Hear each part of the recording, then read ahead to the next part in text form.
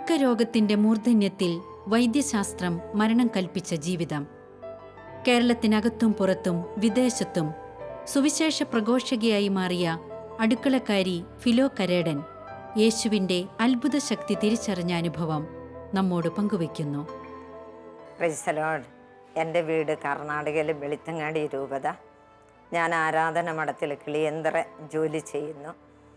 69 മുതൽ 80 വരെ ഞാൻ ജോലി ചെയ്തു.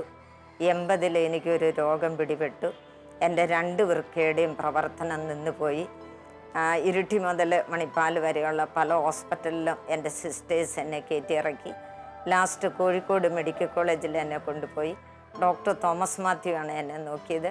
അദ്ദേഹം IBP എക്സ്റേ സ്കാനിങ് എല്ലാം എടുത്തിട്ട് വൈദ്യചികിത്സയിൽ ഞാൻ ജീവിക്കില്ല എന്ന് തന്നെ എൻ്റെ സിസ്റ്റേഴ്സിനോട് പറഞ്ഞു. ഒരു പുഷ്പം വിരിഞ്ഞു കഴിഞ്ഞു, അതിനെ വിരിയിപ്പിക്കാൻ ആർക്കും കഴിയില്ല എന്നാണ് അവർ പറഞ്ഞത്. വീണ്ടും എൻ്റെ ജീവിതത്തിലെ വലിയൊരാഗ്രഹമായിരുന്നു ഒരു സിനിമ കണ്ട് മരിക്കണമെന്ന്. അതും എൻ്റെ സിസ്റ്റേഴ്സ് എനിക്ക് സാധിച്ചു തന്നു. രണ്ടാമത്തെ വലിയൊരാഗ്രഹമായിരുന്നു ഒരു ധ്യാനം കൂടണമെന്ന്. ആ ധ്യാനത്തിനായി എൻ്റെ സിസ്റ്റേഴ്സ് എന്നെ ഒരുക്കി. അന്ന് യാത്രയെല്ലാം പറഞ്ഞ് ഞാൻ പോകുമ്പോൾ എനിക്ക് ഉപേക്ഷിച്ച് എൻ്റെ ശവത്തെ ഉടിപ്പിക്കേണ്ട സാരി, ശവത്തെ വയ്ക്കേണ്ട മുടി എൻ്റെ സിസ്റ്റേഴ്സിനെ ഞാൻ ഏൽപ്പിച്ചിട്ടാണ് ധ്യാനത്തിന് ഒരുങ്ങി പോകുന്നത്. ഞാൻ ധ്യാനത്തിന് എത്തുന്നതിന് മുമ്പ് ധ്യാനം ക്യാൻസൽ ചെയ്തു പോയി. ധ്യാനം എടുത്തിരുന്നത് CMI ഒരച്ഛനാണ്, ജോസ് പാലാട്ടി എന്ന് പറയും. അദ്ദേഹത്തിന് സുഖമില്ലാത്തതുകൊണ്ടാണ് ധ്യാനം ക്യാൻസൽ ചെയ്തത്. അതിനുശേഷം എനിക്ക് വേണ്ടി എൻ്റെ സിസ്റ്റേഴ്സ് പ്രാർത്ഥിക്കാനായി മരുതാങ്കര ഒരു പ്രാർത്ഥനാ ഗ്രൂപ്പിൽ കൊണ്ടുപോയി. അവിടെ 5 ദിവസം ഞാൻ പ്രാർത്ഥനയിൽ ചെലവഴിച്ചു. 1 മണിക്കൂറോളം അവർ എനിക്ക് വേണ്ടി എല്ലാ ദിവസവും പ്രാർത്ഥിച്ചു. ആദ്യത്തെ ദിവസം പ്രത്യേക അനുഭവം എനിക്ക് ഉണ്ടായില്ല. രണ്ടാമത്തെ ദിവസം ഈശോ ഒരു മനുഷ്യനായി എൻ്റെ അടുത്തേക്ക് കടന്നു വന്നു. ഈശോയാന്ന് എനിക്ക് അറിഞ്ഞുകൂടായിരുന്നു. എൻ്റെ അടുത്ത് വന്ന് എൻ്റെ അടുത്ത് ഇരുന്ന് എല്ലാവരോടും അത് പറഞ്ഞു, ഒരാൾ എൻ്റെ അടുത്ത് വന്ന് നിൽക്കുന്നുണ്ട് എന്ന്. അദ്ദേഹം എൻ്റെ അടുത്ത് വന്ന് കുറച്ച് കഴിഞ്ഞപ്പോൾ അദ്ദേഹത്തിൻ്റെ മുഖം എനിക്ക് കാണാനായി പറ്റി.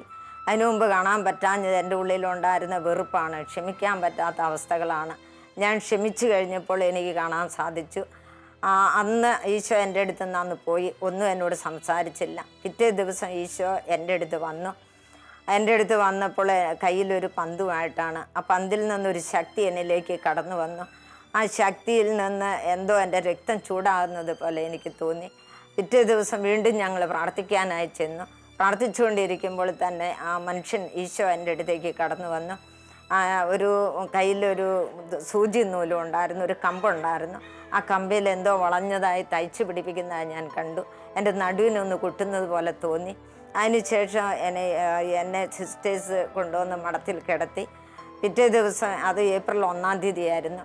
2-ാം തീയതി ഞങ്ങൾ എൻ്റെ മഠത്തിൽ ചെന്ന് ഞാൻ ചാപ്പലിൽ പ്രാർത്ഥിച്ചുകൊണ്ടിരിക്കുമ്പോൾ ചാപ്പലിൽ നിന്നൊരു സ്വരം ഞാൻ കേട്ടു, ഫിലോ, എന്തിനാണ് മരിക്കണമെന്ന് പറയുന്നത്? അപ്പോൾ എൻ്റെ ഉള്ളിൽ രോഗമാണെന്നൊരു തോന്നൽ വന്നു. അപ്പോൾ ആ സ്വരം എന്നോട് പറയാണ്, നീ രോഗം കൊണ്ടല്ലേ, മരുന്ന് കഴിക്കുന്നുണ്ടല്ലേ എന്ന്. എൻ്റെ മനസ്സിൽ അതേന്ന് ഉത്തരം പറഞ്ഞു. വീണ്ടും ഞാൻ ഇങ്ങനെ പേടിച്ചിരിക്കുമ്പോൾ ആ സ്വരം എന്നോട് പറയുകയാണ്, ഇന്ന് മുതൽ നീ മരുന്ന് കഴിക്കേണ്ട, എനിക്ക് വേണ്ടി കുറച്ച് നാൾ ജീവിക്കുക എന്ന്. അത് കേട്ട ഉടനെ എനിക്ക് പേടിയായി. എന്നാലും ഞാൻ കിടക്കുന്ന സ്ഥലത്തെത്തി. അന്നത്തെ അങ്ങനെ നേരം വെളുത്തു. പിറ്റേ ദിവസം മുതൽ ആരും എനിക്ക് ഇഞ്ചക്ഷൻ എടുത്തില്ല. എനിക്കൊരു ദിവസം 500ഓളം രൂപയുടെ മരുന്നുണ്ടായിരുന്നു. അങ്ങനെ മരുന്ന് എടുത്തില്ല. 15 ദിവസം കഴിഞ്ഞപ്പോൾ നോർമലായിട്ട് യൂറിൻ പോകാൻ തുടങ്ങി. 6 മാസത്തിന് ശേഷമാണ് എനിക്ക് ആദ്യം യൂറിൻ പോകുന്നത്. അങ്ങനെ ഓരോ ദിവസം എൻ്റെ നീര് കുറഞ്ഞു. എൻ്റെ മഠത്തിലാണ് ഞാൻ ആദ്യം ധ്യാനിപ്പിച്ചത്. എൻ്റെ മദർ പ്രൊവിൻഷ്യലിലാണ് ആദ്യം ഞാൻ കൗൺസിൽ ചെയ്തത്. 6 മാസം കഴിഞ്ഞാൽ ഞാൻ ധ്യാനം കൂടുന്നത്. അന്ന് മുതൽ ഇന്ന് വരെ ഈശോ എന്നെ ഇങ്ങനെ കൊണ്ട് നടക്കുന്നു, ഇന്ത്യയിലും ഇന്ത്യക്ക് പുറത്തും മറ്റെല്ലായിടത്തും. ഇതിൽ നിന്ന് ഞാൻ മനസ്സിലാക്കുന്നു, മറ്റൊരുവിനും രക്ഷയില്ല. ആകാശത്തിന് കീഴെ മനുഷ്യരുടെ ഇടയിൽ നമ്മുടെ രക്ഷയ്ക്കായി മറ്റൊരു നാമവും നൽകപ്പെട്ടില്ല. അതുകൊണ്ട് നമുക്ക് യേശുവിൽ വിശ്വസിക്കാം, യേശുവിൽ ആശ്രയിക്കാം, യേശുവിൽ ശരണപ്പെടാം. പൂർണ്ണമായിട്ട് നമുക്ക് നമ്മെ തന്നെ ഈശോയ്ക്ക് സമർപ്പിക്കാം.